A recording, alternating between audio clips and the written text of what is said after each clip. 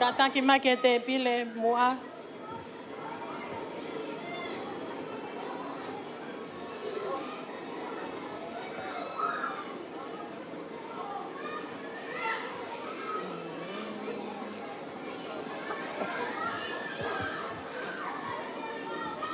Fai whekau koloti mau. Kataki mai ke te pule mua. Fai whekau e ongo potu ngā we. Wholau whei mo e whiawhi.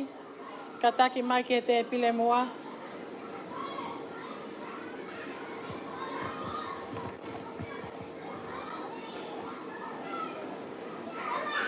Whahu o Eliana. Joycintta. Lavemaau. Joycintta Lavemaau. Kataki mai ke te pile mua.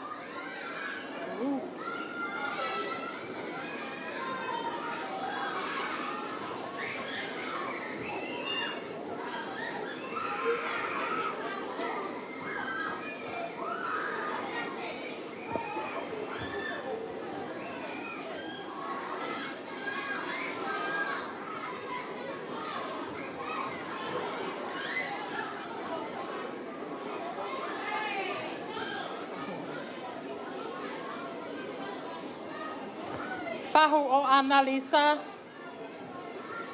Me ki tanga o Annalisa ko Anna Lolesio kataki mai ke te pile mua. Taku e valo tuita kataki mai ke te pile mua.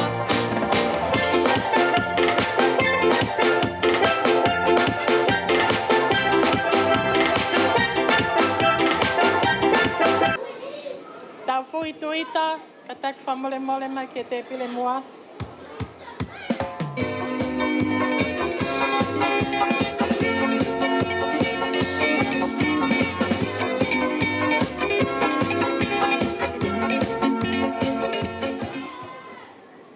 Malo.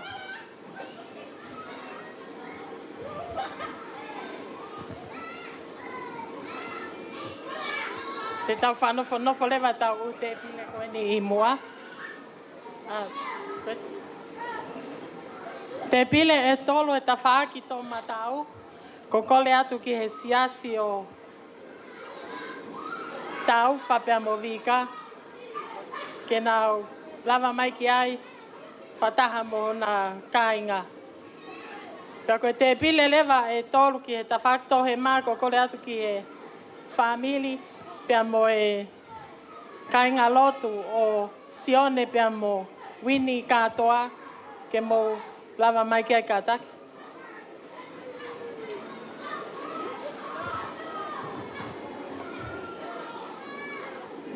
Pea ko mui ko e tau potu ki mui ko e te pile ia ke tau whanau. So.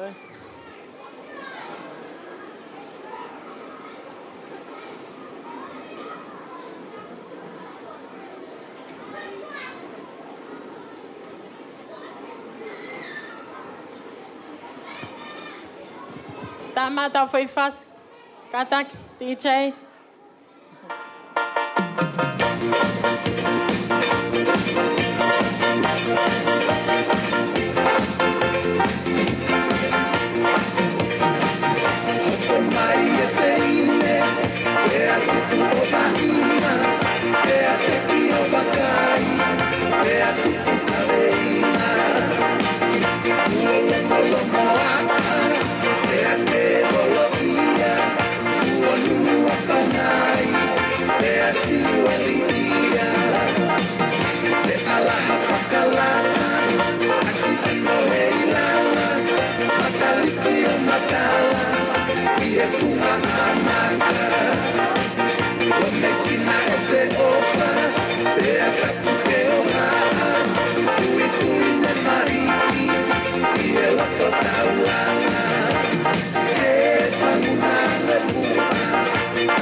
Pacifica, onde lua pega.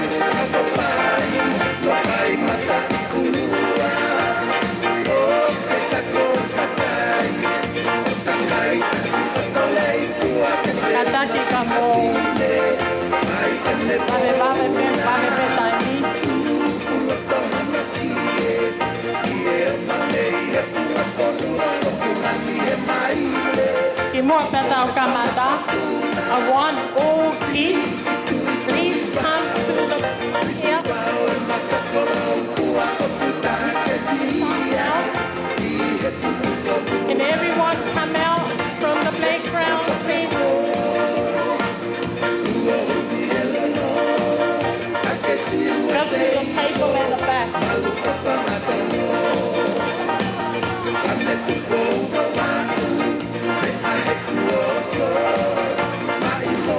Get to the back. There's a table there for you.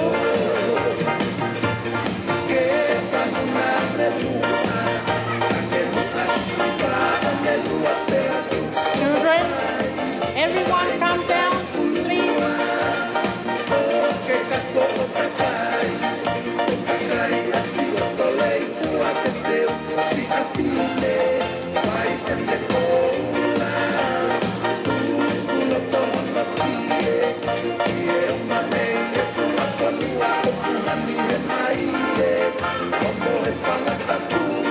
Children, come down. There's a table at the back. Okay? Joycintta, there's a table at the back. Thank you.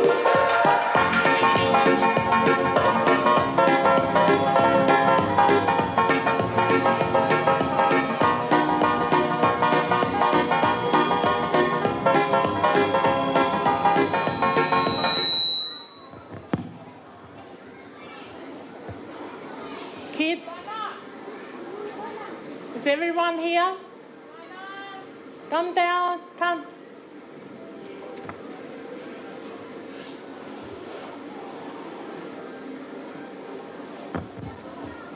Malo.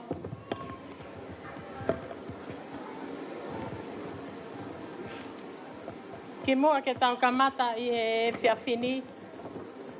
O ko kore atu peheni ke tau kataki o taritari ai ki kaunanga. O ko ona e aho. Eliana, Joycintta, Lavemaau.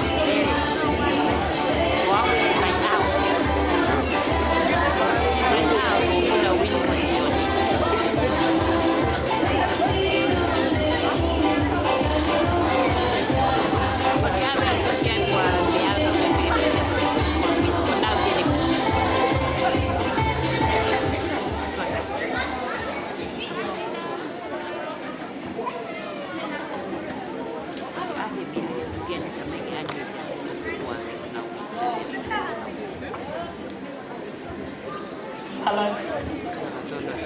Ko kole he whainga maria koe ni ke kātaki ke mo mea ake ke olunga ke tau taritari e ki kaunanga o kuona e aho. Eliana, Joycintta, Lavemaau. Tā mai whasi DJ.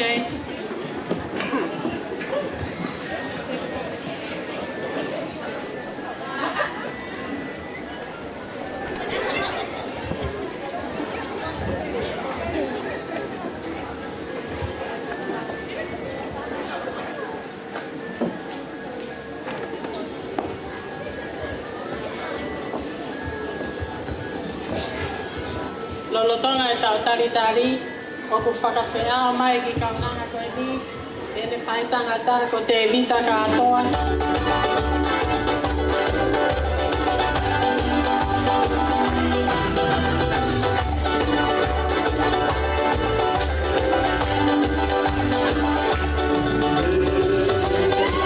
Followed by her parents, Filini and Annalisa Lavemaau.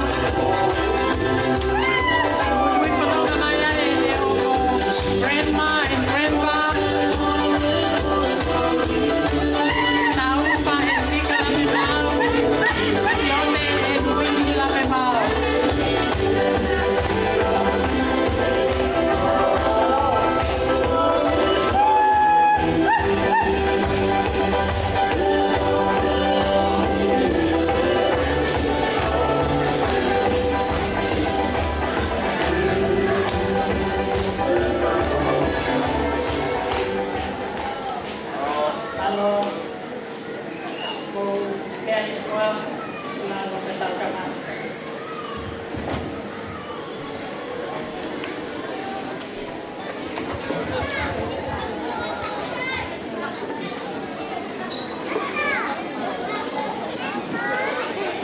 Whakatulo wat.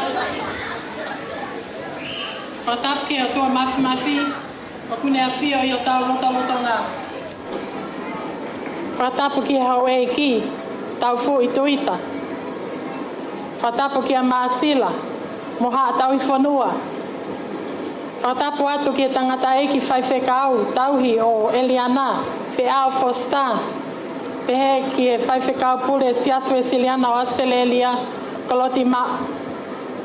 Whatapu atu ki e whahu, Joycintta Lavemaau. Whatapu atu ki e ongo mātua, o ki kaunanga o ko ona e aho. Mo Filini tupo Lavemaau, pia mo Annalisa Lavemaau. Whatapu atu ki he ongo whamili. Pia pehe ki he ngai kau ngā mea, moi maheni ko toa pe, o ki tau kau whakataha, he aho mahui ngani. Whakatapu mawahe atu, ke ki kaunanga birthday, o e aho. Eliana, Joycintta Lavemaau. Ka ata mua mo kita ke toa ai whatongiani ko MC pe ko Master of Ceremony. I kai ko ataha awi o poto i lea, natula lea. Kai e tokoni mai a eki ko loto lai whiunga ai ke whai ai loto e ongo kui. A Eliana, tā uwha pia mo vika Lavemaau. Pia ko kore whamole mole atu. Ka anga whewhe tō whatongia. He whiawhini ko huwhanga pehe lotu. Ko kuhingoa ko Amelia ko loke whiwhita. Ko homa wheho ko taki anga mo Eliana. Ko te hina pe au o e kuia Eliana. Vika Lavemaau.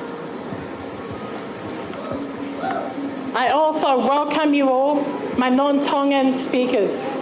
Thank you for taking your time off and to be here with us to celebrate our beautiful daughter, granddaughter, Eliana Joycintta Lavemaau Jr. first birthday today. I also acknowledge the traditional custodians of the land that makes up our community, the Wainamata people from Darug country. My name is Amelia Fifita, and I'm going to be your MC for the rest of the night. So bear with me tonight. I will guide us according to our program as we go. Ko ne lava pe se whaoa, ko whakawhi i atu e tangata eki whai whekau, wheao fosta, ke ne tataki atu tau tolu, halotu, mane tāpua ki, e ki kaunanga birthday oi aho, Eliana Joycintta Lavemaau, malo.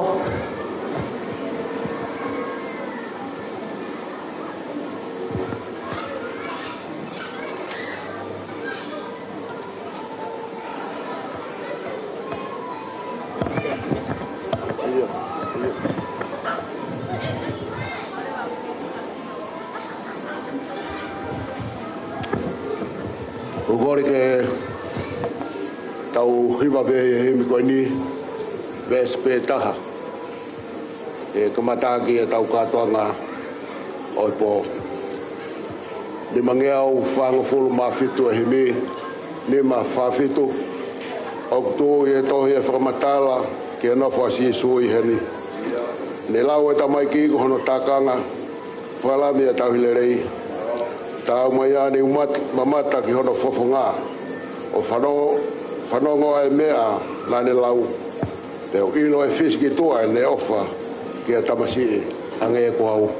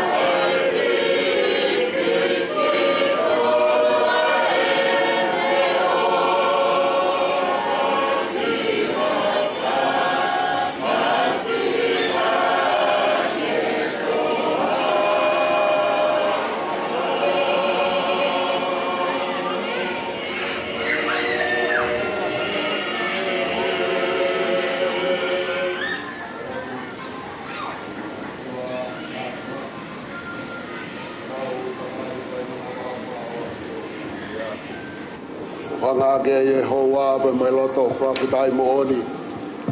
Ko i ho whakahoko ai amanaki ne tō mai ke he pōkoen. Ko whawhitai ki o a whio, ko whakawhainga maari e ai hala whanonga. Ai whakakato ai whakaamu ai whabiri. Te pehe ki he siasi. Me ngahi kau ngā bea. Moni nei kai honge whaingata e hala whanonga au taimi. Ko no tālau e hala whanonga ku tūpupu pēia pēa hiriwhia. Kai whawhetai e koe o tuana e tāki mua ia te mautolu. Makato ngai ai whakakato o e whatongea o e whiawhikoen. O lotu pē ki o awhio eki. Te kāki haki a mea kotoa pē ki he o awhio. Hare mai lau mari e no foia ai whatahani. E tōke tau kau ngā ua pia moho a whio. Kai kuna ai whatongia o ku mau unu mai ai. Tuko e ke whakakato mai, ha mau whatongia. E tōke mau. Lau ho mau mono upe mu mau tāpuaki ko mau i kōku indasi ai i he pō whakakoroa. Pōni nai whatutu pia mei moa, ai pō. Ta kono whanonga i mo mau au ki ai nei kai ha mau tolu. O mau whawhitai pe ke tuko e toa. Ko hui koe whakataula mahao e aho, ka mohono ngā weanga. Ka mau whamu oni ki he ofa au mai ai o toa, o mau tai maari ai e hoa. Ka whakakatoa pe mo e awhiona ngā weanga. Tau kamata pe mo awhio e ngā weanga e pōkoen. Kore katoa ngai mālohine mga tungo mi ho alo, si su Christ ka ko mau whamu ui. Amen.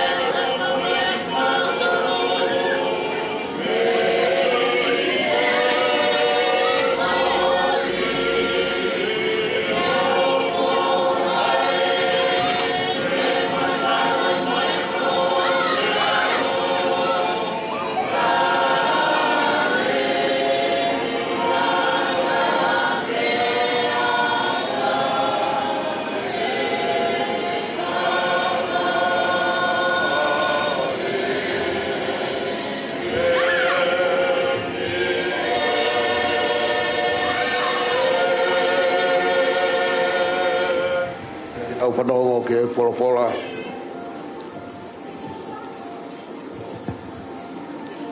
Sāmi ua tolu, hei au pehia no whakalea. Ka hoku tau hia Sihova, hei kai te umasiwa, oku ne whakatokoto au he ngāhi to awha lau moka moka. Oku ne taki au ki he ngāhi vai whakanonga. Oku lau maalie, oku ne whakafoki, oku ne taki au i he ngāhi hala e mā oni oni. Hono uhi ngā hono huafa pe. Ia, ne ongo e te alu pe, e te lea o kumalu aki, ai a mate, e kai te umana wahe ki a kovi. E ko koe o kumawheohi, o sio toko mo wakau, na whiki whakawhi maalie i au. O ke teu mai hoku au ha te pile, ka ko hoku ngahi whili o ku sio mei he. Ko ke pani lolo hoku ulu, o ku whonu mahua hoa e ku ipu. Tā e tau pili mai a lelei mo alo ofa, e o ku ngahi aho kotoa. Ka koe ku nofo e whale o Sihova, e whaipe o lau i kuanga. Amen. Maro.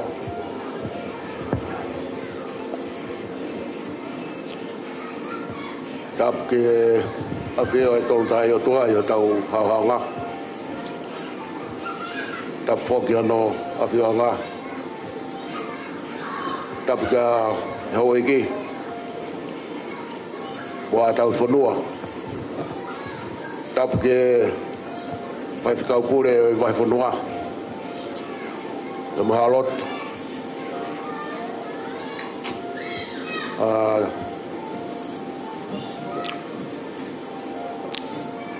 Tap ke kaunanga o kua ana e po.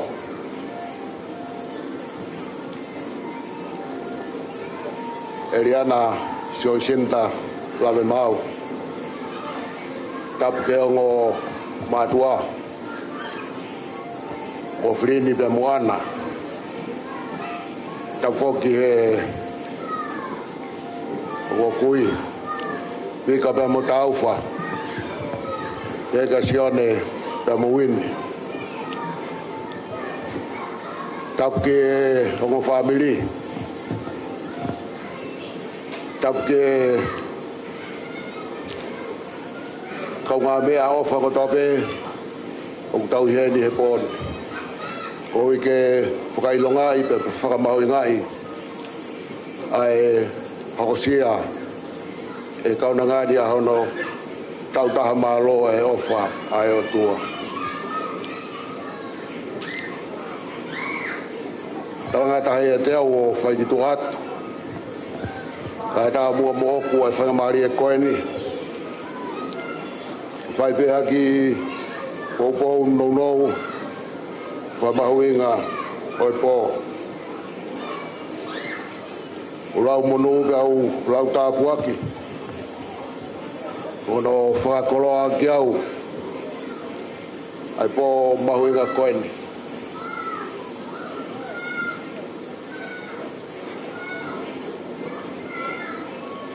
Ko whatulo watu. Ye kau Takilotu.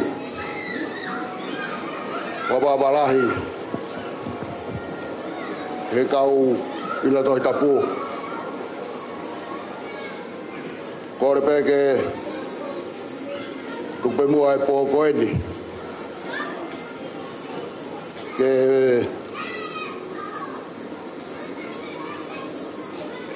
ki tātā pāte atu pe e lokua e ono ki tāputa. Nā mau ai pe haki ako naki. Ka pe ki tokoni ka te tautoru o whakakoloa o i pō koeni. Tau ieni whoke he pōni koe birthday. Tau taha o Eliana. Pea o gai ai mea mahuinga e tolu.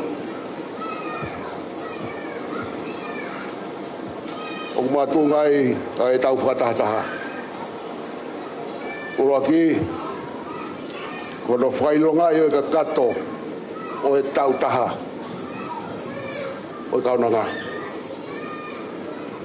Kono wā koe whakamahui ngā i e ofa tauhi ai o tua ko whai maana. Pe kono tolu koe whakahiki tama koe whakalangi o tua. E kou tahana ki mai ai whakalangi o tua ke whakamahino ke te ki tau tolu ai pō. Mōni koe pō e whakahiki ki tama. Ka kapau te tauriaki ai o tua o i kai ke tau whakalangi o tua i e pō. Ka kou tui koe koto lau whanoa ai whakangosi au tau whai. Le soni nai lau sa me ua tolu. O kiloa koe sa me a te vita. Pea kiloa koe sa me o e tau i sipi lelei. O wanga heni e te vita o whakahiki pea whangilangi e tauhi. Koia pe ai lelei taha. I kai hano toe ua, i kai hataha ke tatau, hataha ke kākonga. Korea o e ausia, korea o e siopau, korea e honga ia, korea e whakatoki lalo, korea e whakakiki o tua, pe mo e whakalangi o tua. Kohoku tauhi a sihova, e kai teu masiva. E whakamonia e sipi. He kai ke masiva, he kumau kotoa he tauhi. Ai ngahi mea ngune whie mau. Ia e mea e tolu. Ku whie mau, lahi taha ia e sipi. Ulua ki, ko mea tokoni, kene mau tokoni mea pewe ai. Ua koe vai, kene inu me ai, whangai whakatapu. Hono tolu, a potu puka wheitu, nonga, mo whie marie, kene mālolo ai. Ko tōni, whamahino he tau sipile rei. Ko whatongia o he tau hi, ko whawhanga, ko tataki, ko malui, ko whakautouta pe ko lewai, hala whanonga o sipi. Ahoni, kōri ko whakakato kotoa e he tauhi, e ngā i whie mau, ICP, matunga e tauhi heri. He nāne, whakatokoto ia, e toa whalau mukumuka. I ngau e lau mui mui. Nāne whakamoi ono lau maari e, kou ibe kono hua wha. Nāne whakaofia, pia me te rea o e mate. Nāne whakafonu e nei pū. Nāne whakafonu e ne te pire. Nolo tonga pe o kusio a hono whiri. Nāne panilolo a hono ulu. E whakafonu mo e nei pū. Wea honi, ko kakato ai tauhi. Ai tauhi pa mai sipi. Ko kakato ai tau, ai aho e tolungia uono fulu maanima. Ai tau e taha. Oi mo ui, ai sipi.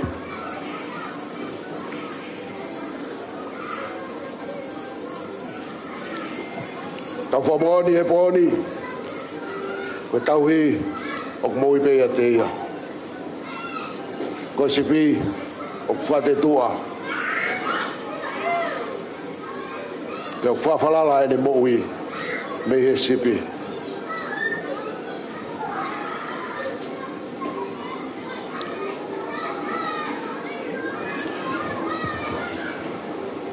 Vesi dono o same utal no ai ke famoni ai sipi kamo ene tukupa e pokoen ta e tau piri mai e le rei mo e alofa e o ngai aho kotoa e koe kunofo i e whare o siova e whai pe o lau i konga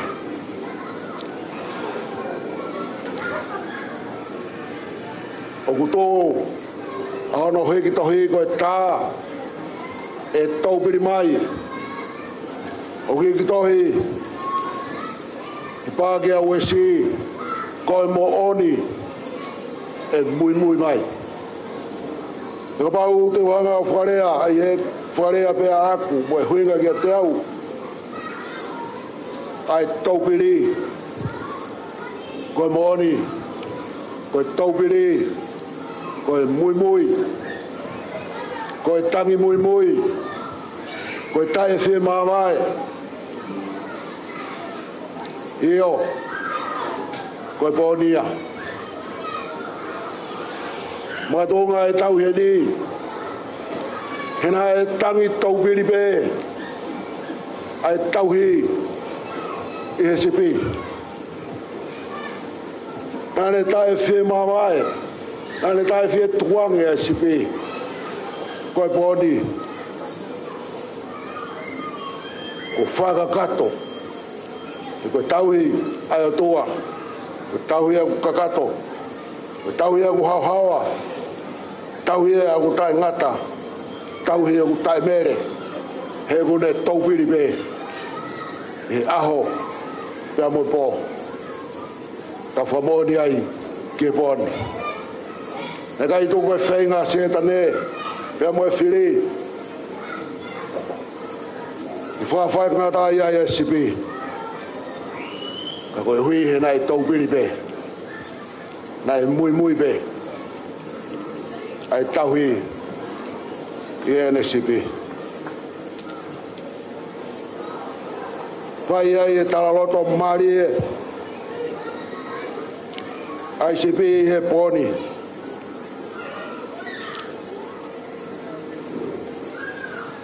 koe kunofo i e whare o siova e whai pe o lau i kuonga tōhu ai toko lahi koe whare koe mea pe ia koe ngai ni mau tangata Ana tala pe sisu ko ku fare e uia ko fare lotu ya ta nei ke tupa ai sipi he po ko no fo e fare siova e fai go la kuang mori be same wa fitu ko fa be si o kore be me siova be taha ko ya be te komi gai no fo e fare o siova e aho ko to be o mowi o siofi ai frafofa e ki o fala loto ia na palasi ko po ia o po mi ga te tautoru no fo e fare o siova o we kai ko no fo no ia o we kai ko mohe o kai ko siofi ka nga fo no nga ko no fo e fare o siova siofi e frafofa o e ki e fai ai fala loto io no palasi ko po ni ko kakato ko tau ia tua ko tau ia ku kakato ko tau ia ku hawa ko tau hi o ku tai ngata kai ngalotu ko nga ofa e baheni ko family ko kakai tau hi koloko i be tau tolu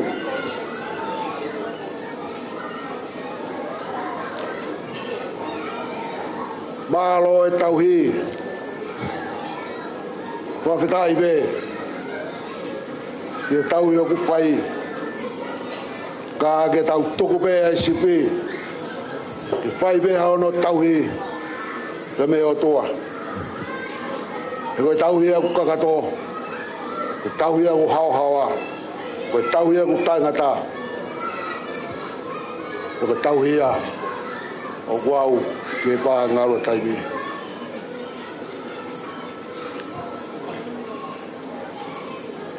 Whalo to lahi ku omi ke teki tau tolu he pōkoen. Tongo whamiri. Tongo mātua. Ke pehe ke teki tau tolu kotoa. Tau ave pehe. Taine peftei e kaunanga. Ave pehe ke whare o sihawa. Tupe e kene sio noa pe ai. He alu pe a homo i mahino. A ene siofi e whakafofa e ki. O tene whakalaulau loto e pe. I ono palasi. Pe e whakalotolahi o i pō. Pe e pō wat. Ko hiu e pō whakakoloa ko tau au sia. Ko tau whamoni he pō. Ia tau i ko whai e o tua. Pe mai ne sipi. Ko hokosia Eliana, Joycintta, Lavemaau. Ai kakato. Ai tau e taha malo. Ai tau hi moe o whai o tua.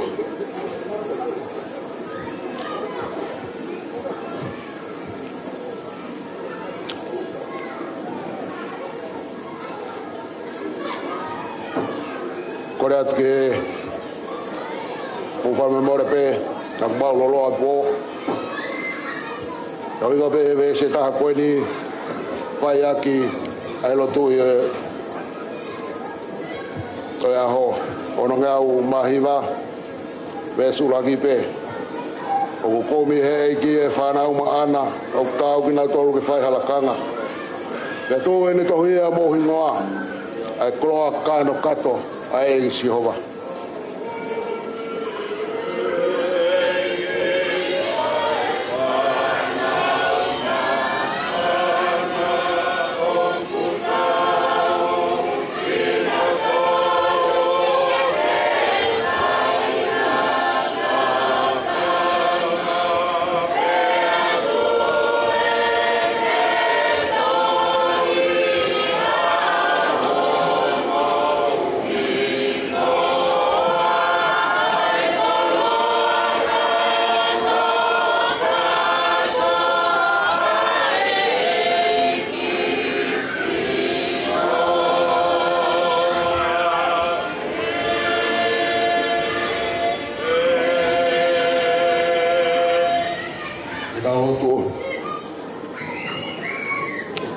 Mau whawhetai atu eiki. Koui goi whakakoloa tangata. Koi ofe whine. Ko whakakoloa aki. Ai manawa o e whae ebe mo e tamai.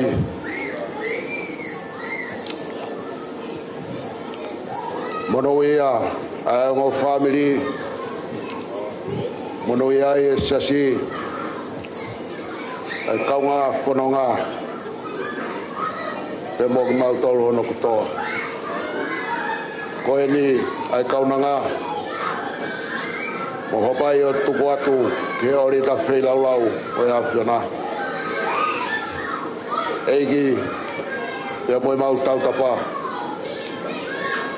Mo ni pe tala o whai e he sāme. I whakatokoto ia i ngai toa whalau mukapuka. Ke ki taki ia i ngai vai whanoa.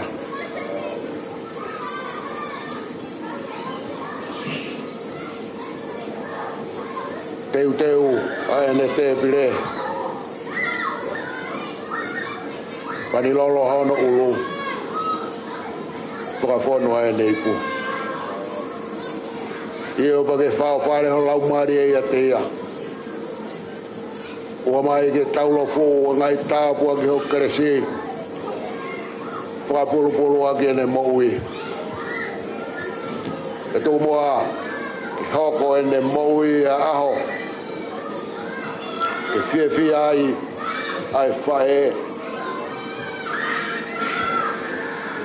Ke pore ai tamai. Ke lau kau ai. Ai whanga kui.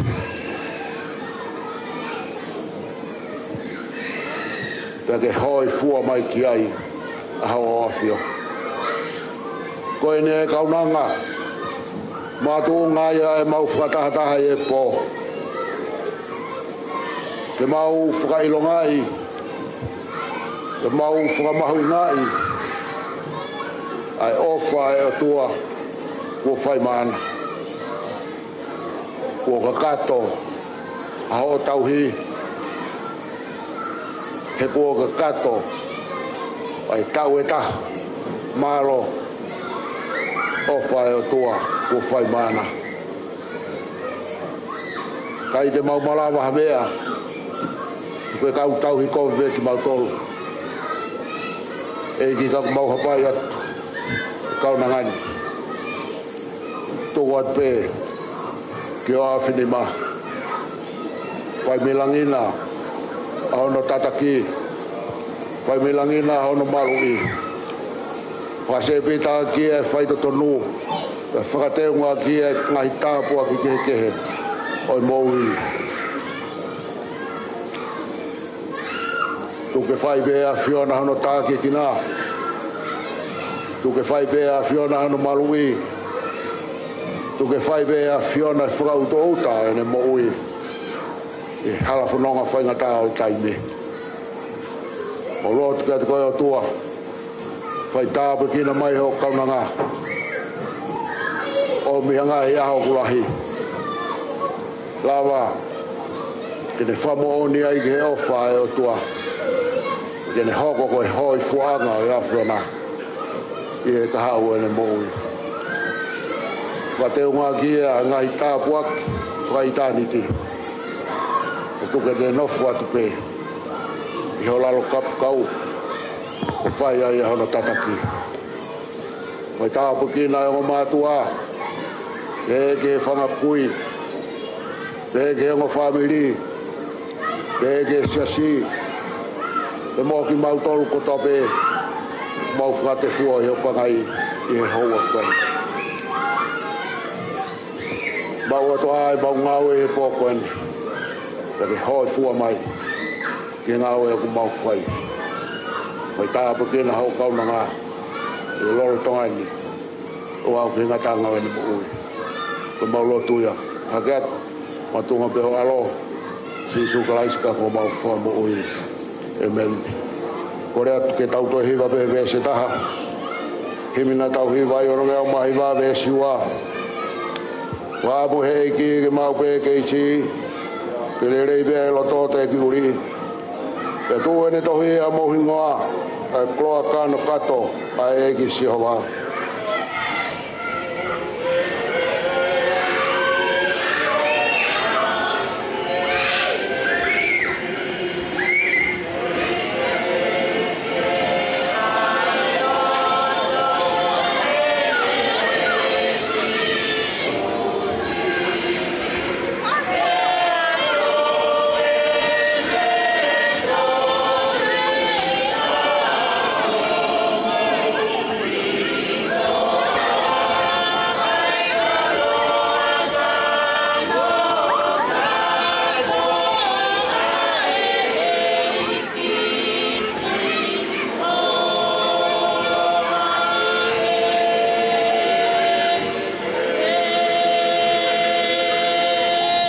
Mole ka tau whai.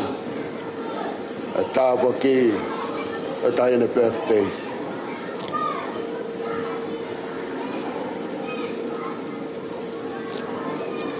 Eliana.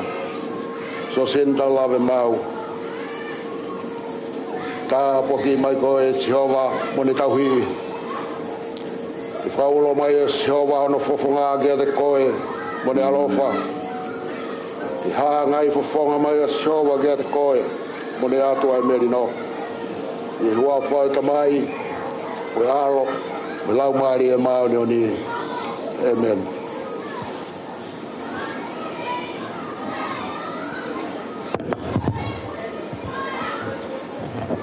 Hello.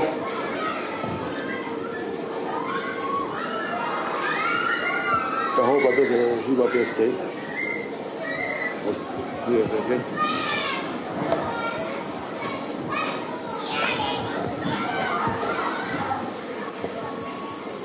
Whamalohe ne kia whaiwhekau whiao fosta I he lava lelei ai konga maho inga e tau polo kalamaki he whiawhiniko no tāpua ki o e ki kaunanga ko e ni I hoko sia o no aho.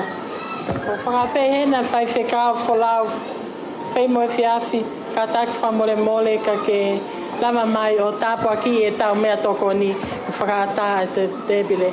Pea ko ne lava pe ia pia tau hoko lewa ke he o wawe ke malo.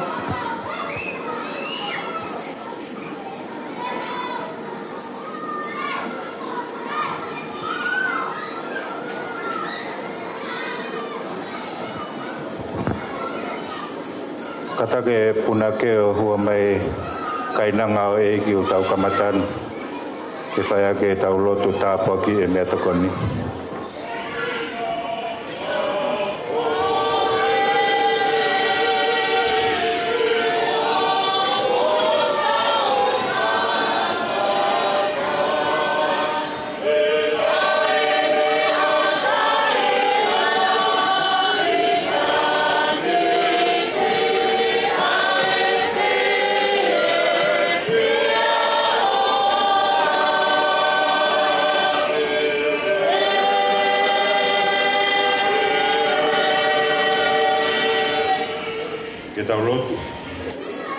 O tua mafi ko ko mautamai moho I he alo ofa ai a Fiona. Ko Jehova siaila ai a Fiona. He ko ke tokonaki mea lerei maki mautolo. Maununu mai he fiafini ko hui ko e hokosia ai makamaire e tautaha malo o ki kaunanga ko eni. Tau mau fia he koe tauhi pe ia e a Fiona o hange e koe pou ko mau whanongoa. Ko ki mau tolu koe kau tauhi kovi pe ki mau tolu. Ka ku mau hanga atu ki ho a fio ai tauhi rerei. Ke tāpua ki mai. Tāpua ki mai ai mea tokoni. Ko whai ono teu. E ongo whamiri. Kau maa ki nau tolu si kau ngā maheni. Mo ki nau tolu pia kai ngā ofa hono kotoa pe. Ko mau unu mai ke whakatataha ki mau tolu e tau taha malo ko eni. O ki kau nangani. Tāpua ki mai ai mea tokoni mo ki nau tolu hono kotoa pe. Ko whai ai whaki ko eni. O mau ilo pe o tua ko e whaki pe nia mi he kato e masiva. Ka ko e whakahau ngā i pe. Ai ofa tauhi ko whai e he a Fiona. Pa mai ki kaunanga ko eni. Ne au sia ai e tau taha malo ai ne moui. Tāpua ki whatahai. Mo ki mau tolu hono katoa. Ka ilo ai a hou eiki. To ina se ai mo ki mau toluni. Ririwange mua e o tua ko hafufunga tāpua ki. E malohi ai ho mau sino. Ko hui e ngahi whatongia, kotoa pe, oelo tu. O mau kore kotoa ngahi mea ni wapapeho alo ko sisu klaisi. Ko e ho mau e ki mo wha mo ui. Emeni.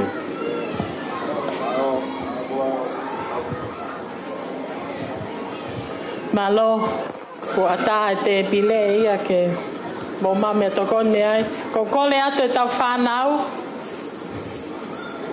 Kataki mo katoa mai ki lalo ni ki mua ki heni kataki. Ka ki mua e kamata e tau keke. Oko parafei atu heni a maasila. Kene whai a elea whahai tamai a Eliana. Pea hilia, pea whakawhe atu.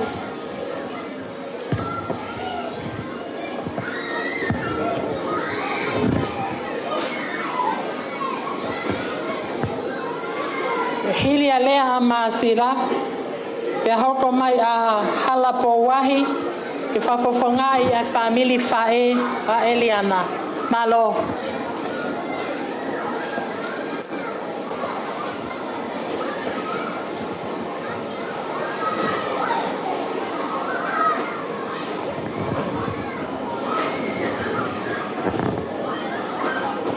Kore peke u whangatu i he tarawhatapu ko whai he MC ka maa ai lotu kamata o e whiafkoeni. A tara mo ka apui e te au whai ki tua mama. A tā mo ko e whainga maari e koeni. Whakafufonga atu a e te hina koeni. Pea mo e aho whakakoroa koeni. Paki mui ke u whakakakato a rea koeni ko whakaapapala. Uraka i kau maa tangai ki whaifkau pure. Pehe ki he whaifkau na ne tataki ki tau tolu he whiwhini. Ka maa whaifkau na ne kamata e lotu o he whiohi angani. No tāpe ki na e ofa katoa pe tau whatahataha i he whiwhini. Pea koutou e whakaapapalahi au pito. Ko ia ko e urumotua ko ia o e whamiri Lavemaau. Ka reiki whaifkau pure o e siasu e sirana tawatahina tonga. Ko ia ko e motua koeni. Ko e ku whelawe i pia mo e tamai ko e pia mo e te hina koeni ko tauha. Hoku me hiki tanga e whae a tau wha. Ka ko au pe i Australiani pia mi e whahai ko e o e urumotua i e whamiri ko ni umau tutupu ai. Ko iai ko whakaapapalahi ki he tangata ki whaifkau pure. Ko ia ko e whanongo ko e urumotua ia o e whamiri Lavemaau ka ata mua mo oku e whainga maari e koeni. Whamonu pea e toloa pa mo e whafufonga a te hina koeni pa mo e aho whakahistoria ko whai ai ai malari o aho whakakoloa koeni. Pea ia honi, tau whatata pa mo e kamata pa mo lotu ko tataki e whaifkau, pa mo e sāme maari e ko tau whanongo ki ai he whiafkoeni. Tau whawhetai ai ho tau rau maari e. Whakamone more pe ki he whaifkau. Kau tō pe mua ki whaivesi uruaki, o talanoa ki ai whia hoku rau maari e. Pea mo e tāpua ki o e whiafkoeni. Ko ia ko hoku tauhi pea sihova, pea hei kai pe te umasiwa au.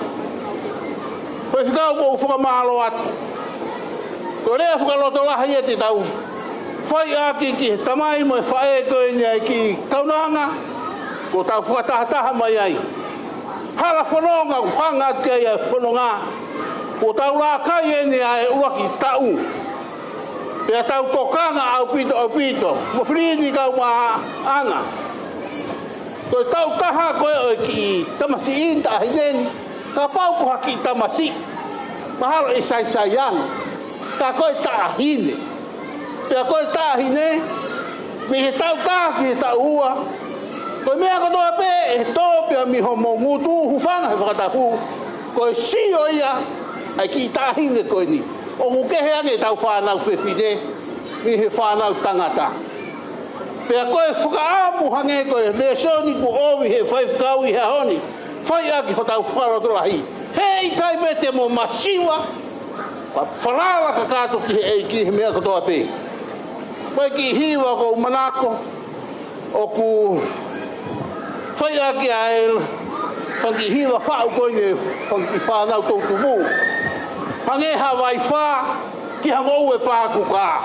Pēha wholau, ki he apekoa wholau, paia ki he whanua.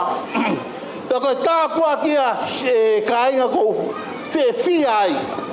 Koe rea koe kala whanonga nā tau whanonga mai ai, o kou kore whakamone more. Na ia e taimi na ia e ki. Paku kao e hala whanonga. Ka koe whakaamo e whiaf koe ni. Hange koe taraloto pia mo e whakainohino ko whai he whai whikauhi haoni.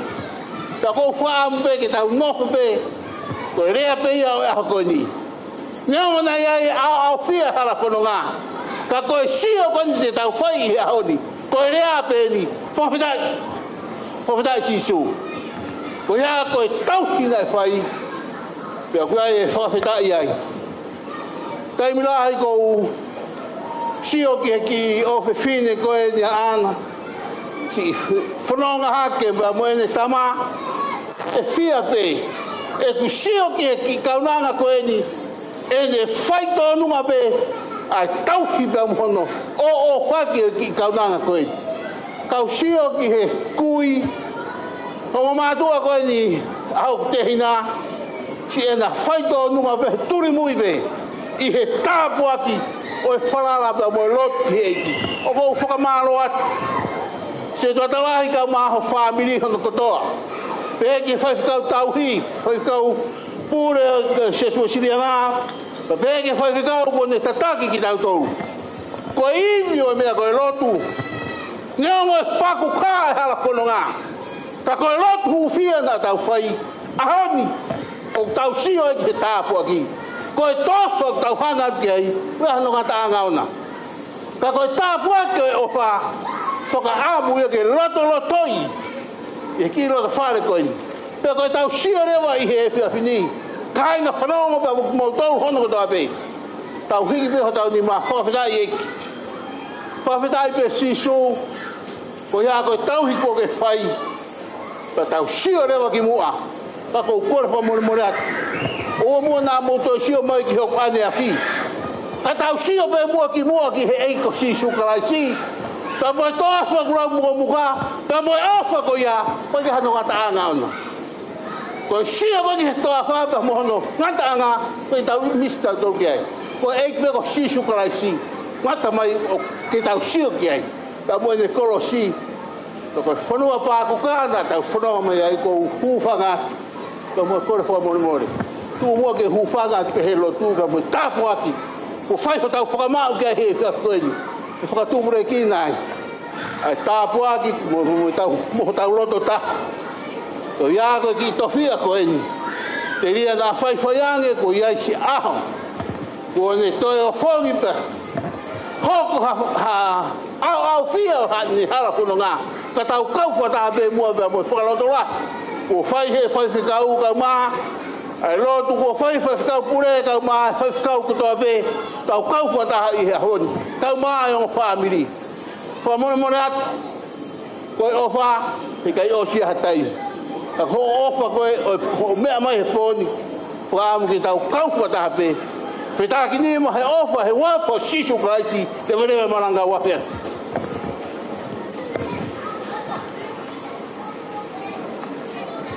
Whamalo atu māsila i e lea whawhawha ko o si hono whai. Ko kole atu ke DJ ke tāmaha ki fo i whas. Whakawhea ta Eliana ke te mai ke ki ono te mai ki ono keke. DJ tāmaha ki whas.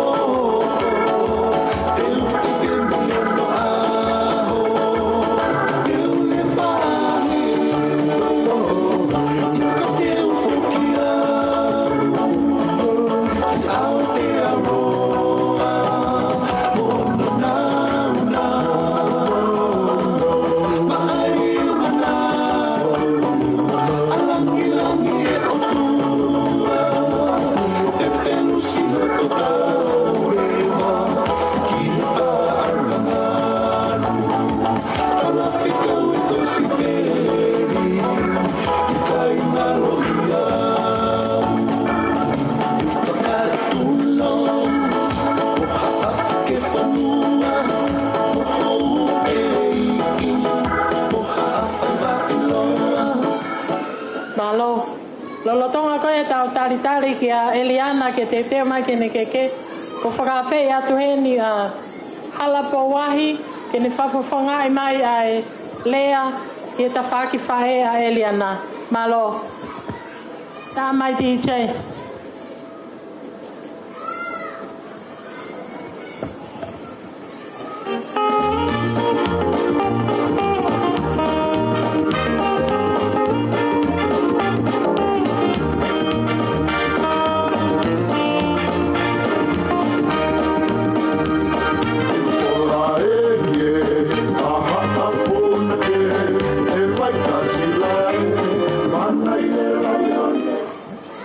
Patulo atu pe moe hawhanga o hutau lavutuai e whiawhi whakoloa koen.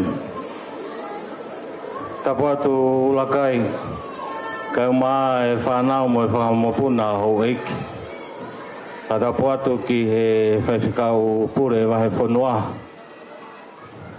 Kai maa hono whamiri. Tapu atu mawo, ka maa si kai awhi.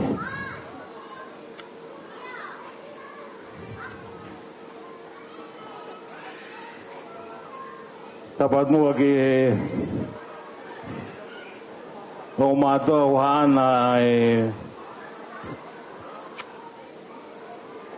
kaunanga o tau hene ai he whewhkoini. Para patu ke se tuatalahi, kai o maa e kau se tuata. Mona o ngāhi whamiri. Pata patu ki he whanau tau heni e aho koini. Kai o maa e whaifare a whiwhine mo e whaifare a tangata. Kai tuku mua ke u whakakato atu a e whatongia he whiawhkoini. Ko hi ko e maalari o e aho koini. Tau wanga maheni pe i e ngahi peftei. Ka koe whakoloa e aho koini, koe tau kau whakataha. Kano maalari ai whiawhia o e kātoanga koini. Pea koe ai pe ahono lea. Pea koe ai pe pea mohono ngā aue. Ko hi, ko whanonga anga o taimi ki i tāniti.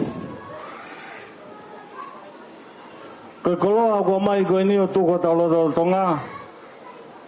O ko manatu ai ke whanonga na talanoa mai he iki paisteni o siastonga hau eiki.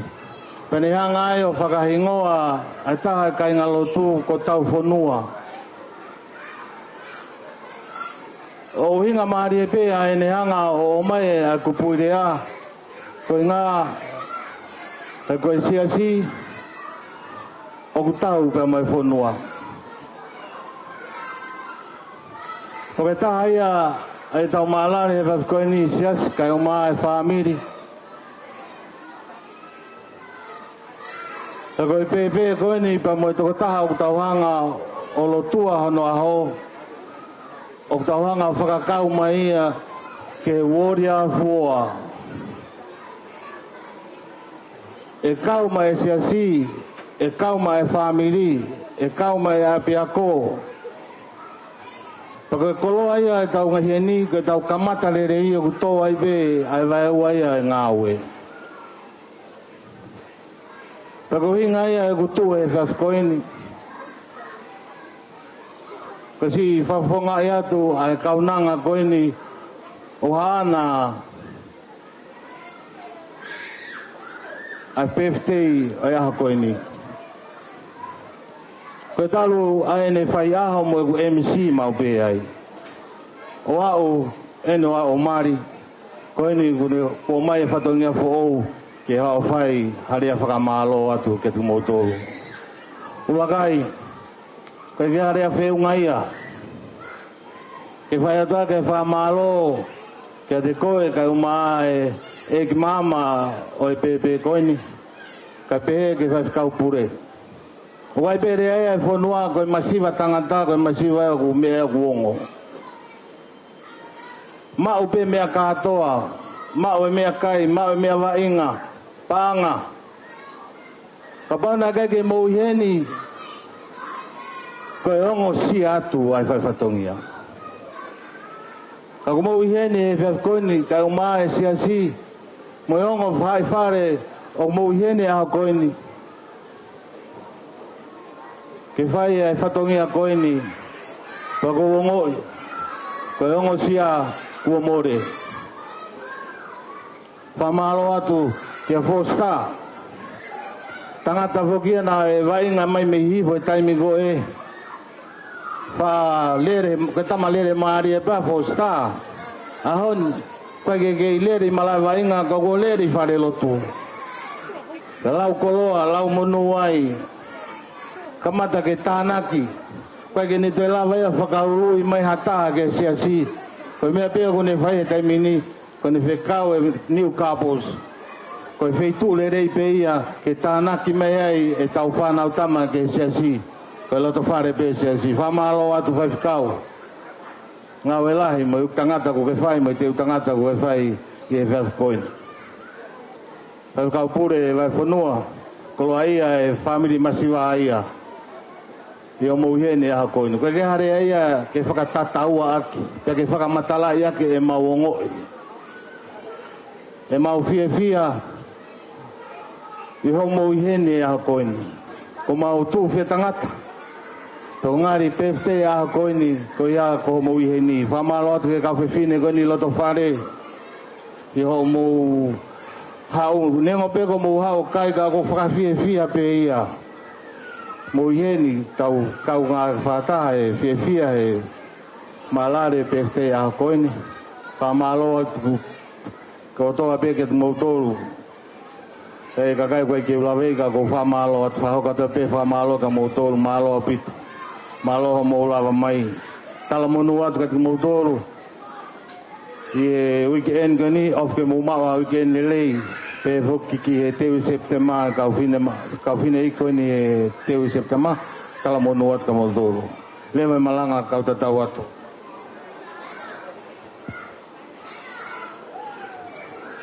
Malo teacher.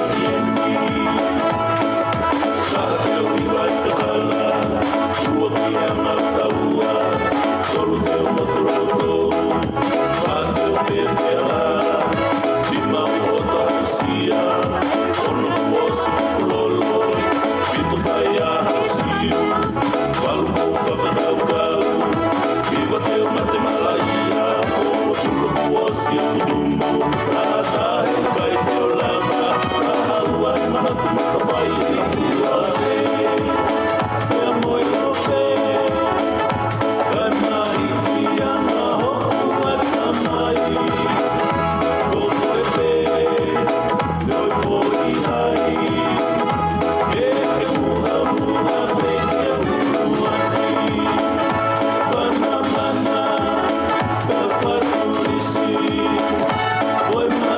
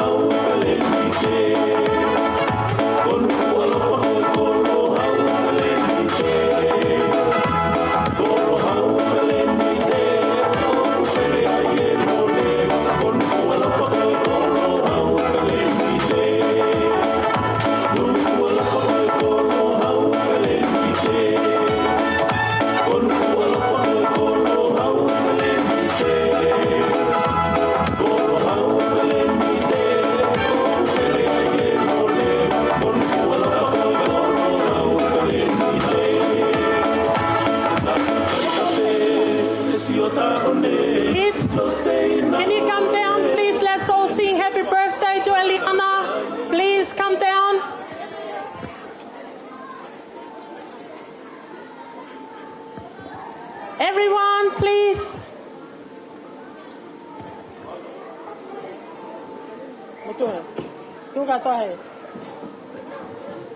Everyone, come out.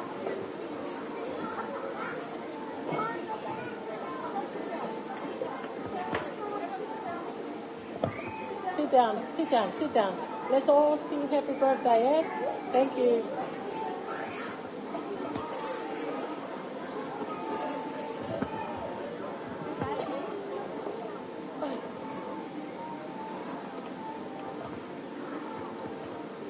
Sai, malo. Ke teo ke puhi e keke a Eliana. Pako whawhea tu ki motolu kotoa pe. Kids, come down. Let's all sing happy birthday to Eliana. Osi pe koe puhi e keke a Eliana. And then we all sing happy birthday. Okay? Thank you. So let's count. 1, 2, 3.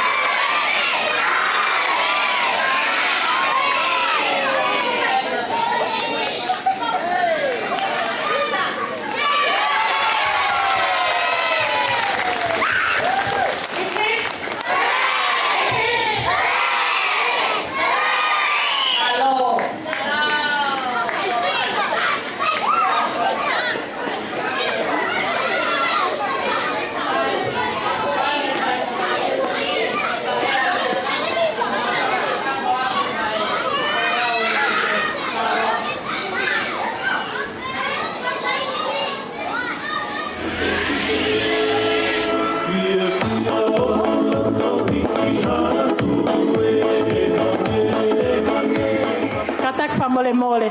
Ki mua ke hoko atu ke oawe ke ko whawhe a te tautahide whaita ke ki ai hata Eliana pepe ki hono mehikitanga whamole ke Lavemaau ai hano tā pe mo Eliana pe mo ki mo tolu kotoa pe o ku fie whaita mo Eliana i hene ke whawhe atu ki mo tolu malo tā mai DJ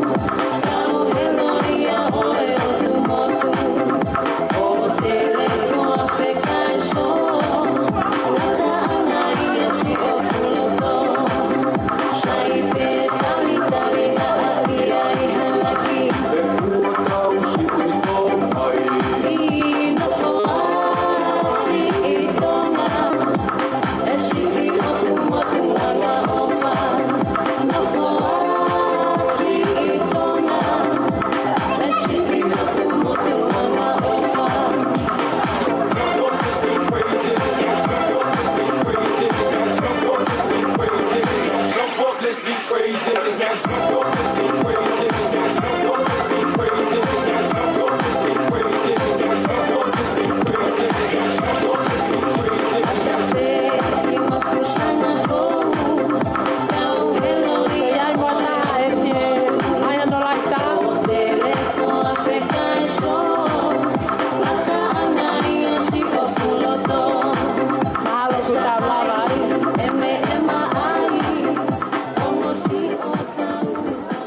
Sai ko whainga maali ele wa koe ni o kutuku ia ke ngai whae a Eliana ke re whahoko ato nā whatongia. Malo.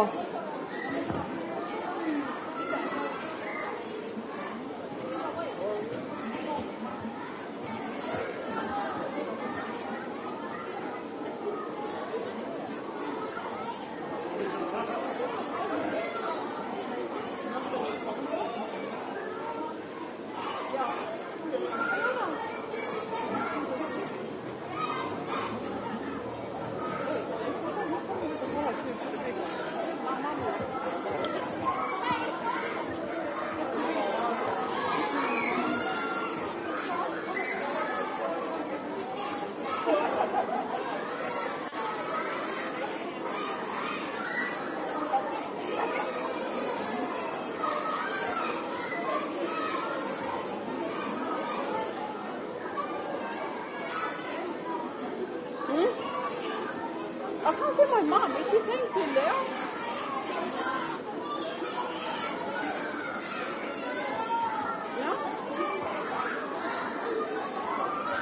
Oku o kole ke hufanga I he ngahi whakatapu ko ka mataaki ai katoanga whakawhetai o I aho koe ni. Kaya tā mō ki mautolu si ngahi whae masiva o Eliana Joycintta Lavemaau Jr. Ke si whakakakato ho mau whatongia whakae whae. Eliana Joycintta Lavemaau Jr. o ku maulea whakataha mo I same haua whanau o whanongo mai. Ka wako ki ate ki mautolu ai apasia ki he eiki. Koe mautalo monu pe ia ki ate koe Eliana I he tauhi ofa ai o tua kua whai maau. O ke ausia ai ho maka maile taha he ahoni. Koe tumu aki o I keke a Eliana o ku hiki pe ia mahono meheitanga ko Joycintta Lavemaau.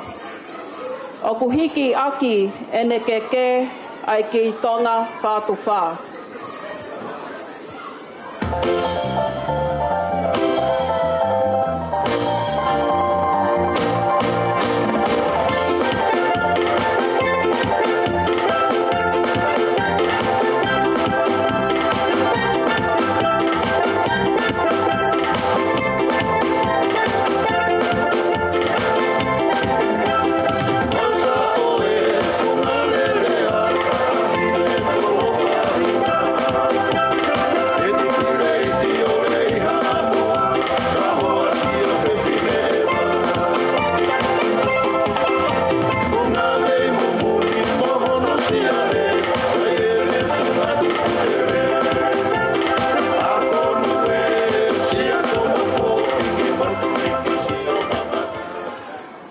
Koe keke hoko, koe keke ia, ai whai whekau nā ne lotui a Eliana ko wheau Foster. O ku hiki aki ai keke, ai whātuua, pe mohono whala auwhi, pe oku iai mohono sila, pe mohono umu.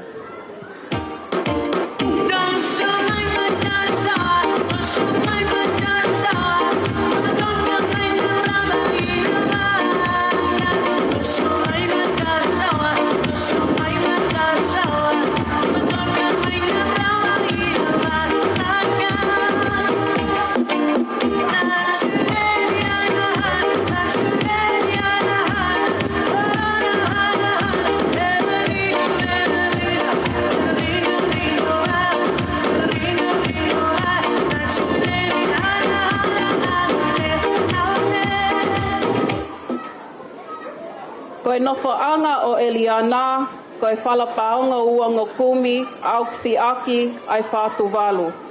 Ko hono wala whai a ho, koe whātu walu. Yeah, I already said whala. Ko hono wala whai a ho, koe whātu walu, kia aki, ai kia tonga, whātu whā. O ku whuaki katoa pe ia, mahono meheitanga, Joycintta Lavemaau. Pe o ku iai mohono umu.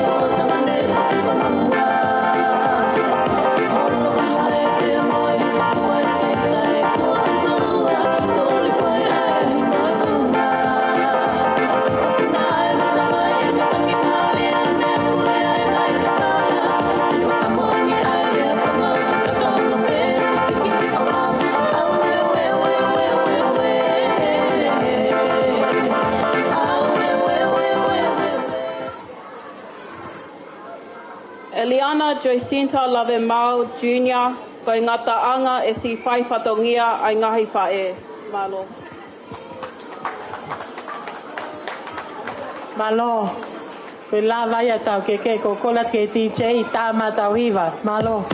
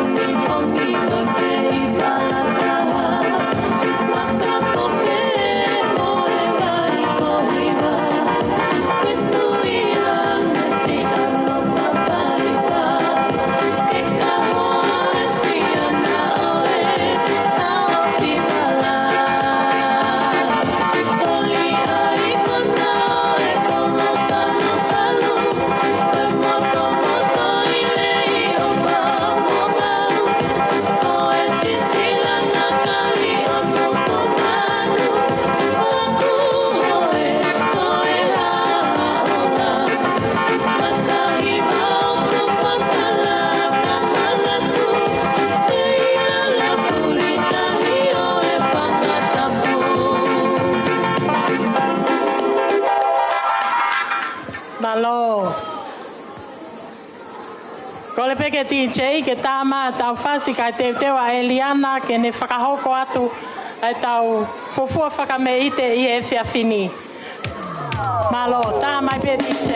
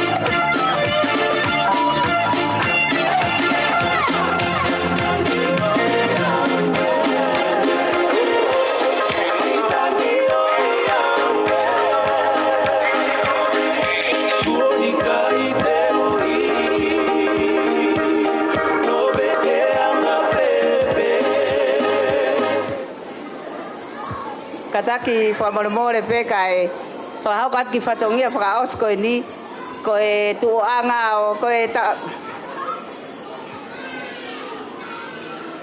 tuanga o Eliana hene taulunga pa mono teki o whaaki pe ia maano meitanga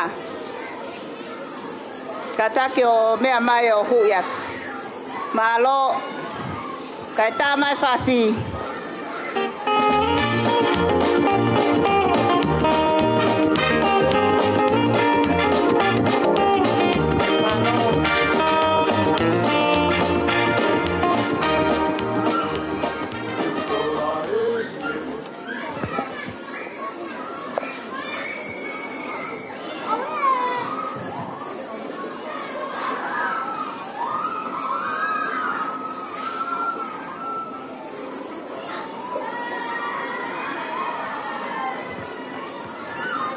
Malo Joycintta. Kolat ke DJ ke tā mai whasi o Eliana. Malo.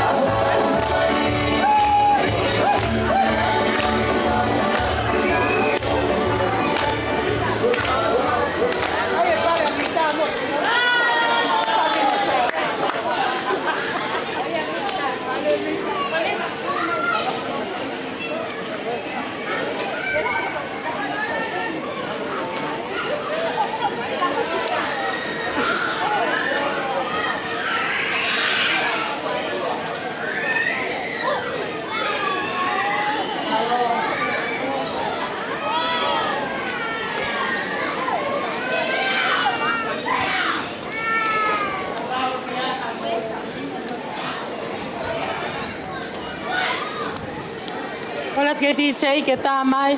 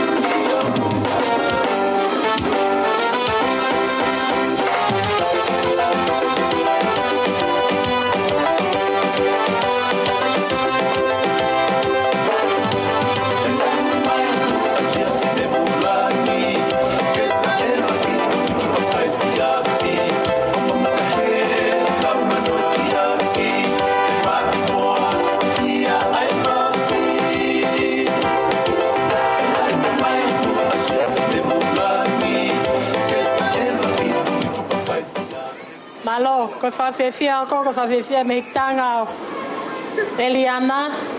Pea ku kapau o ki ai ha mo talunga pea ka take o whakahoko mai.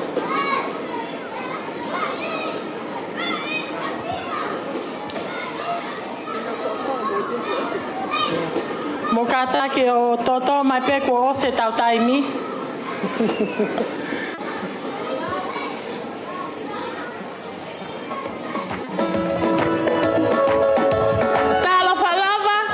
Vinaka malo elele o ko le peke hufanga I he tala whakatapu na e whaiaki e muaki e katoanga e aho koeni ka tā mua moku ke u whakahoka te ki whatongia tua koeni ka e ko ki whatongia koeni ko ki whatongia ia e tahine whahu Joycintta Lavemaau Pea, o ke ha to e lea ia. Ko e aho ia ko ni ko aho pea e whakawhetai. Ko whake na Eliana. Aho pea e whakawhetai. I he tauhi ofa atua kune whai o la vai ke au sia he ki tahine ko ni aho no ahoni. Ko ia o ku ia ki tau o lunga ko ni. Ko ki tau o lunga a ko ni o ku ko le atu pe kataki ko mau tenta lunga ne te ke tau mai e waka ia me ke o mai mau tenta lunga. Ko mai pe mau ki tahine me ki tahine. Hata kau. Pe ko ia Eliana. Kai ga mea. Kai ga mea ia e moua. Ko ni peta ine Eliana. Ke o atu ke whaia ke kume ak peha o ki foi lore. Eliana, meha ke ki mua ki heo tau e a tek-teki o e ta ahine tau o lunga. Koia. Hia, alu ki he, hanga ki he. Koia.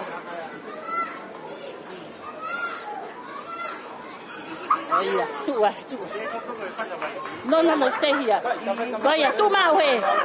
Moi ki fari ki pe Eliana, o atu whaki pe ama a koe. Kore pe tahine whahu, mea mai ki mua ki he tahine whahu, o whaiha ki whakameite. Ko tahine whahu teke ne mau hoa. Pero tahine koe ni, o toke tā ia I tonga. O ku I e whare maha ki, to kose ne ako paku. Pe koe ai, koe a pek fie mau ke mau hane tahine toke tā. Fetu taki mele ka te au. Tapri tot fus maha sila miko. Koea tai mele wa foi fasi. Kae me mai ki he. Koea pe malo. Tamai foi fasi. Tamai fasi.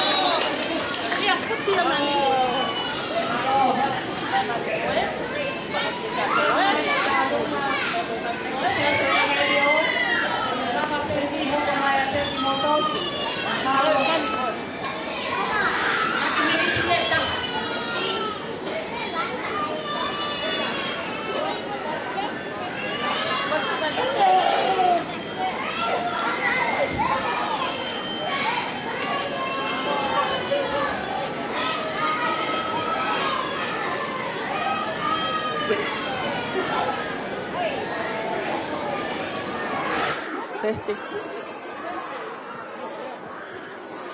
Kole peke o hufanga he whakatapu kai atam o oko e whainga male koe ni ke whakahoko atu ai ki whatongia ai si ngahi whae a Eliana pe mihe siase evangelio. Eliana, o ke ai ha mea ofa ia te maumau ke whaki maahau. Ka hange pe ko sa me aho koeni. Ko tauhi pe a Sihova. Hei kai te ke masiva. Ka neongo ke whanonga holo pe he ngahi tele au malo akia e mate. Hei kai te ke mana wa hei ki hakobi. He ko Sihova pe o kumau whiahui. O mau omi pe pe masingahi. Tu ngā whae pe me se vangeli o. Ke whai pe haki tau lunga. Heilo na ao ngātu kia te koe. He aho maho inga koe ni. Tu au whātu.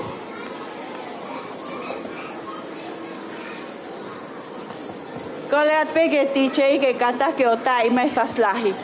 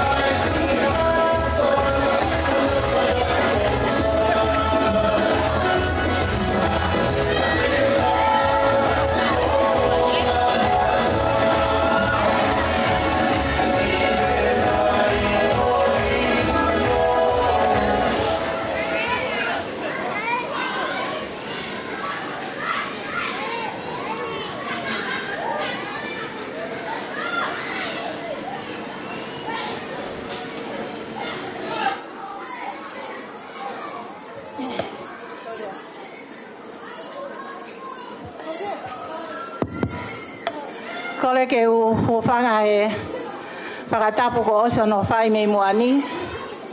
Ka tā moau ke whakahoka te ki patongia ko e ni.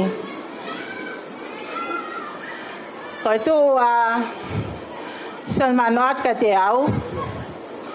O ko mau ene tamai. Pea tu e mau pene whae. Ko iai. Ko mau rere mai pe me ape mau whanga kui me i tatanga motonga. Api ko tulukinga wawaulahi, Whakawhea o peke api ko wole wā. Api ko wā o kakala. Me wā o mapā. Kai mai api ko hātolu. Koe api e mau whanga kui. E mau whanga whae. Me he tūtuanga ka wā me he olonga. Eliana. Mau fia peke mau kau pe he pue he pōko eni. Koe ki a mea e ma. Koe tau fia. Kātoanga i ho mo ui. O a umai ki ho. Lawa i re rei ho tau taha i e aha ko eni. Mau fia ai.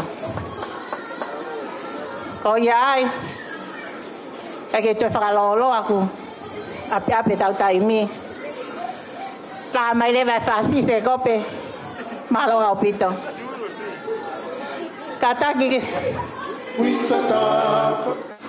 Florence. Flo. Aluka Eliana ke toho tek-teki.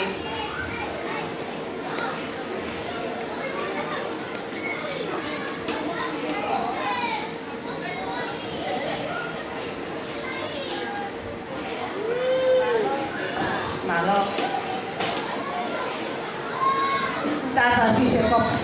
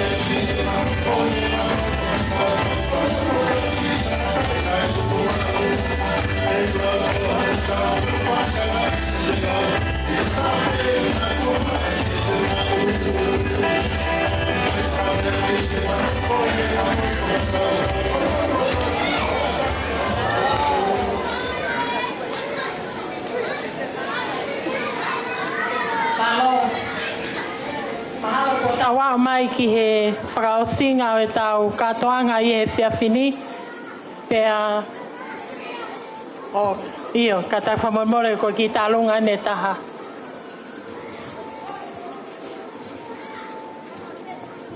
Tā mai pēti i che, ka hoko maa mai ki tālunga ko ni whamormore.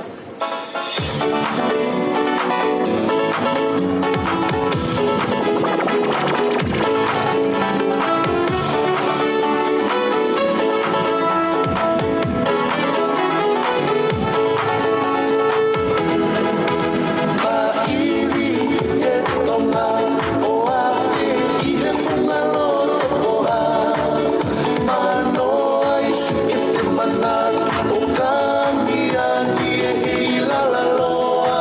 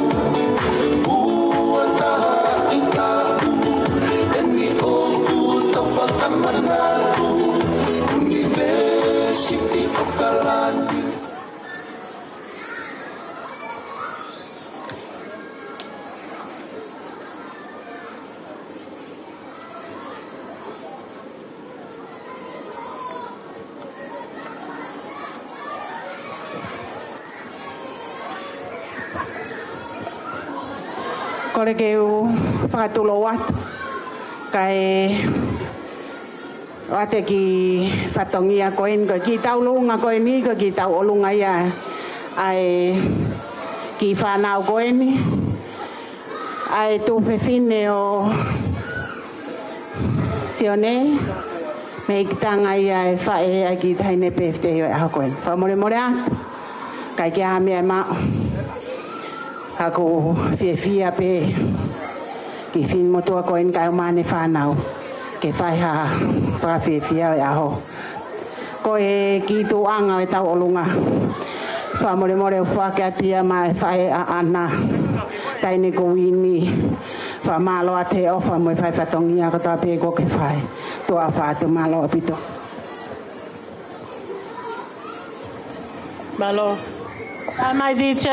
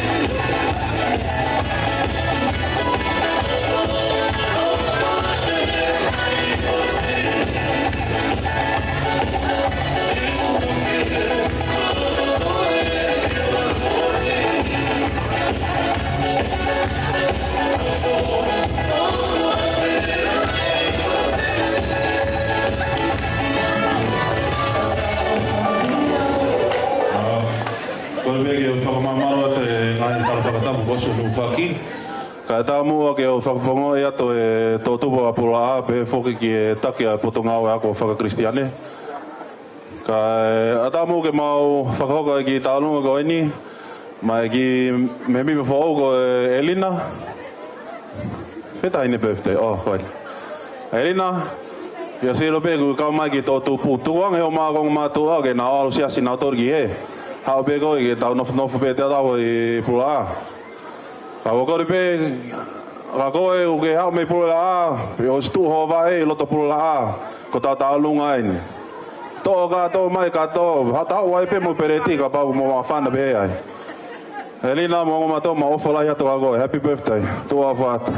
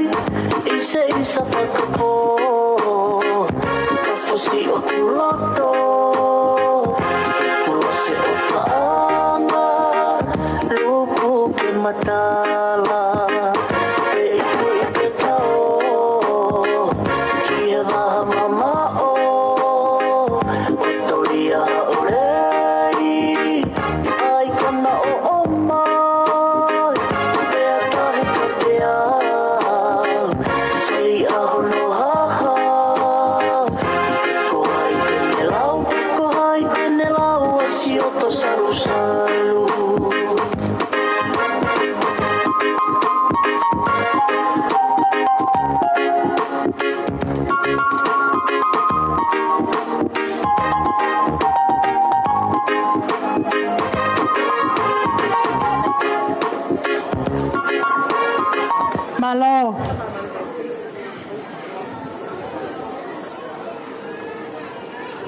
Ko tui pe ko e whaosia tau whawhiawhia ki he whiawhini. Pea ko whakawhei hene tangata eiki a Eliana ke ne kataki mai o whaiha ki lea whamalo. Pea ka hili a ko whawhei whaiwhekau koloti mau ke ne whakaosi e tau whiohi i e whiawhini. Ka ki mua ia, o kuai ki whatongia whahoko mai me tafu. Ko te teo e whawhai tangata Eliana e ki puha ma koloti mau. Pe e puha ki e whaiwhekau, whalau, whaimo e whiawhi. Ke megitanga o ana, analisa lolesio. Pe pe e whoki ki a taufui tuita, malo. Lini.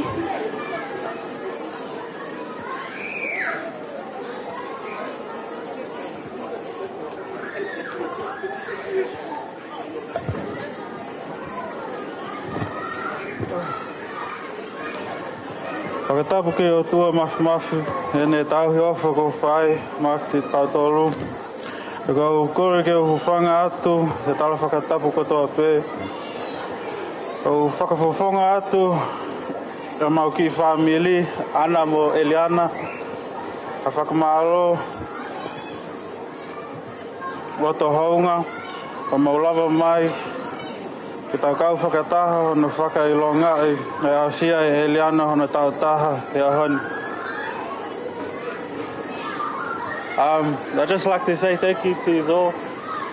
On behalf of myself and Anna, for everything that, for all the love that Eliana has been shown today. I'd like to say thank you to Anna's family especially for everything they've done today, for all the love that they've showed Eliana over the past year.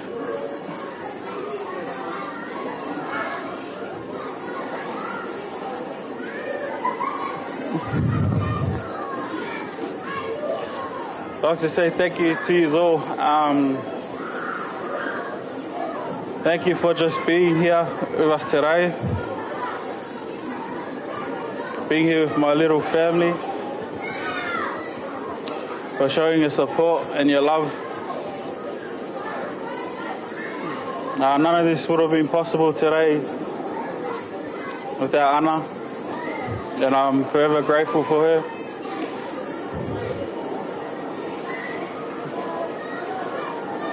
I'd like to say thank you to Anna's parents. Thank you for all their hard work, all the love that they've continued to show us. Thank you to my parents. Thank you to all the family that have come from overseas. Joy, Sia. Thank you for making a big effort to come today just for Eliana. I don't have anything much else to say, but I'm very grateful for everyone that's here today and ofa atu. Kore ke hufanga inga ta whatapakura sina whaki, ka ta mo ke whai ha lea whamalo, ke ata ki mo tohanga ko toha mo mea mai, ke tau ka whata mo whawhiwhia, e aho ko loa koni. Tuki mua, there's not much to say, but a thank you to each and one of you for coming out today. Thank you to Joycintta Lavemaau for coming. Malo ka taki maua. Thank you to the Whaiwhi girls. What a journey. What a journey it was. But with all your prayers and your love and your blessings upon us, we wouldn't be here today. Eliana is very lucky to have all of you in her lives, and it does take a village to raise a child. And aho ni ke te tu mawhiwhia mau aia he masiatu mo kau mo tau he whaiwhia mo maua. So thank you everyone for coming. I hope you guys are full and I hope you guys get home safely. So from the bottom of my heart, o whalahi atu ki mo tau koe pe malo. Have a good day.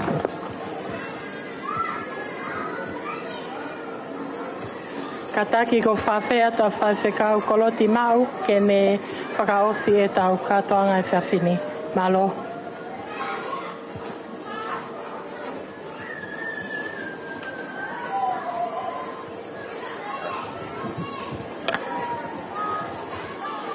Tape ki e awhio ai o tua taulotolotonga. Tapu ki a ahi o urakai pia mo e Hawaii. Tapu atu ki a Masila. Ai uma kawapere. E ki a takai Afrika uma e whare matapure. Tapu ni ke tandai ki whaifkau. Ne whai ai o wau pia mo e lotu i o ia. Pia mo e maka maire tau e taha. Malo. Oko sia he moko puna pia mo e o whiwhine koini. Pia mo e tua whiwhine. Eliana aho no tau e taha. Tapoki e whahu. Pia kore ke u tala mo ka pui ka ta ke puke whakamari e koini. Ke whai ai e rea whakamalo. Pia mo e whawhitai o e hoa. Tau kau wataha pe pia mo e tataki kua whai. Tatai whaifkau, whia fosta, a aho mamalu koeni pia mo whakatoka. E lau maari o e o tua me ko hiri mamao. Tau tui pe ko e ahoni ko e whia, o kutoka ia I he lau maari e o e tamai pia mo e whae. Nga tau kātoanga pē a e whau whamiri koe ni tau ko mariu atu. Pea mo e tau a manaki ki aho pēni. Tau whawhitai ki a Sihova, ko ia na ne whakaola. Whakafou mai a e tāpua ki he manawa o e whae I ana. Ia e ko whiwhine koe ni o e whamiri pea mo e siasi. Pea tau I heni o whai aho no kātoanga. Pea mo e tuku koloria ki o tua kouhi ko Inas. Mon pe sa me te au a fitu. Ko e whanau ko Inas mea Sihova. Ko mea ke tauhi. Pea ko utui ko e tauhi ko ia na e whai. Ki manawa he mahina e hiwa. E whae ko e ko mea whai ngufua. Au ke whamawa e mouhi a pea mo e ne tama. O to e whoronga mai he tau e taha malo. Pea mo ke I tauhi pe e o tua ai tofiani. Ko e ko whamalo ke whai whakau.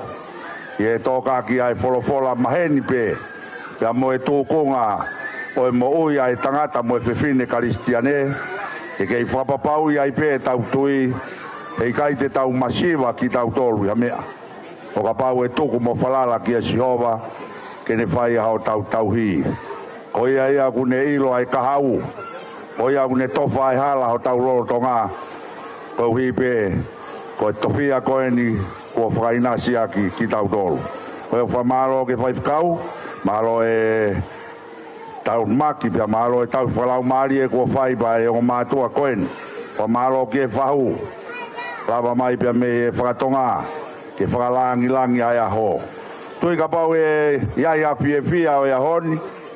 Whakatoka ia I he ongo kui. A wheturi ka o mā Maria. Koeni ai moko puna hono ua. Kona mātā ia I he aho koeni. Pia whakawhiawhia. Mautor ko Lavemaau pia me he kerea maka. Ko hige whakafonga. Tau whakawhitai whoki e whae huki o e ahoni. Tangata whakafo whakoeni ko David. Mahalo au pito. Ko tui ka pauna ko Aisea mahalo e aha mea e hoko ke ki taine. A ko David a ko ia ko sa mea o e ahoni. Whiunga pe ia. Ke whai ai whakalang. O e ila mutu koeni. Pea ko tui ko e whatongia lerei. Mono ia e whamiri. Pea ko ua whalahi atu. Ki he ongo mātua ka o mā tauwha pe kia vika. Sione manuatu ka o mā polonwin. Tau whawhitai ko I ko e ngahi tāpua kotoa pe tau whataha ai e whiwhakamoni aki. O ko tōki mua ai o tua I he tau mea kotoa pe. Whamalo atu ki ongo whamiri ka o mā e kai ngā ofa kotoa. O maulawa mai ka o mā e siasi. Ki he taki o e hiuf. Ka me I purela ka o mā e kai ngā pia me e kai ngā lotu. O e Tongo mātua e whiwhine PFT o e ahoni. Mautala monu pe ia. Hange ko os whakatoka. E he pou pa mo e whalau maari o e ahoni. Kei tū mau ai pea Sihova ko ia ho tauhi. Pea ko ia pe ia tene whai ahono tokanga I kina. Neongo ai ki mautolu. Ko e kau tauhi. Ka ko e kau tauhi kou I pe. Ia I pe taimi ku mau whakapiko piko ai. Tauhi a Sihova ku hoa ua whaa. Whai pehe aho e tolo no ni mau e tau. Te kia ia taimi te tau ngoi ko ne riaki ai ki tau tolu e hala whanonga. Toke ana e whakatoka mai hamonu pia mo e tāpuak mai o whiwhine koeni. Ko e mokopuna pia ko e pere whoki ai ongo whamiri. Whiawhia sione ka mā polonwini. Pe kia vika ka mā tau. Na mamata ki he mokopuna uraki. Iona loto whare. Pea ko tau whatongia ia. Tau kau kotoa pe e pāo mo toloaki. Mo whakatupurekina. A ene moui I e sino atamai mea te puo no lau maari. O whalai atu kati mou tolu e whakaungosia ko whai. E ngahi tapa kotoa pe o e moui. Mou tolu na mou teu a e wheilau e ahoni. Tau tui na e whai pepea me he loto ku honga ia. Ko iau tau kātoa mai ke tau kau. I e whakahiki pea mo e whakalangi. O e tau e taha malo. Pea ko e tau whatauange. Tauange ke taupiri atu a rei mo e alofa e o tua. Io ngahi aho kotoa. Pea whai ai pe o lau I kuonga pea taingata. Ko iau pea e ofa pea mo e whakaoko atu. ai tala mono ke te moutolu ai hatau foki mehen tawang ke tapikina te tohe o tua te watu ke anoi hau tau hanga ki ai te mono ngai koloa folofola ke whakatoka ki a ki tau tolu huat pia me mahina ko ni ke tari mai ki tau tolu e mahina ko septema ko ia ke tau rot tau hiwa pe vespe taha vai aki a tau family tau kau ke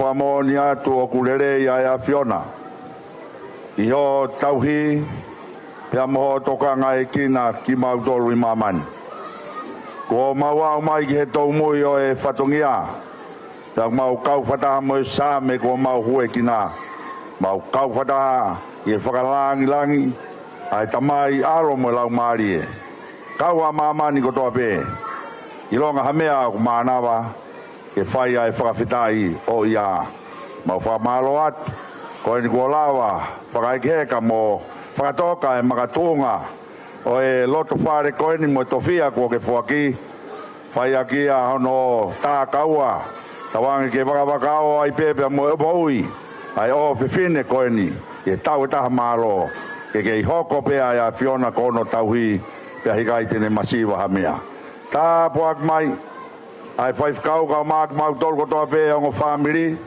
pe ki e siasi kau maa ai whahu pe whoki ki e ongo kāinga pia mo ki nau tolko toa pe pia mo i mau whanau o mau whi whakamoho ni aki he fie fia ko hipe ko mea awha fungani ko e whai teunga ki e loto whare o e ongo mātua koeni mo frini kau maa si ana tāpua ko ia gunasia e sione manuatu kau maa pronuin vika kau maa taufu pe ke ongo kui ka mak mau tol ko to pe mau hanga atu o tua hapai atu a o kaunanga ki au ni mamalu ya Fiona faya melangina no ta poaki mo fa monuia ya ia mau foki ave hao ki mau tole vai hala fononga a fia teria Filipe tu tamak tu ke mau ai malolo e poko ni faya pe mau fafo o hi ko e te watu ngai fatongia o mau hanga ki ai hea pongpongi o mau lotu ia mau fatawange mau kore ko toa ngai meani e hua whapetaha walo o Sisu Christ ko mau eiki mo whamoi amen ko e keresi o tau eiki ko Sisu Christ mo e o wha e o tua ko tau tamai mo e whewhi o e lau maari e maunoni toka mo alo wha Eliana kau maa o mātua pe ka tek mau tol ko toa pe pe a whai pe o taingata pe a taingata amen maro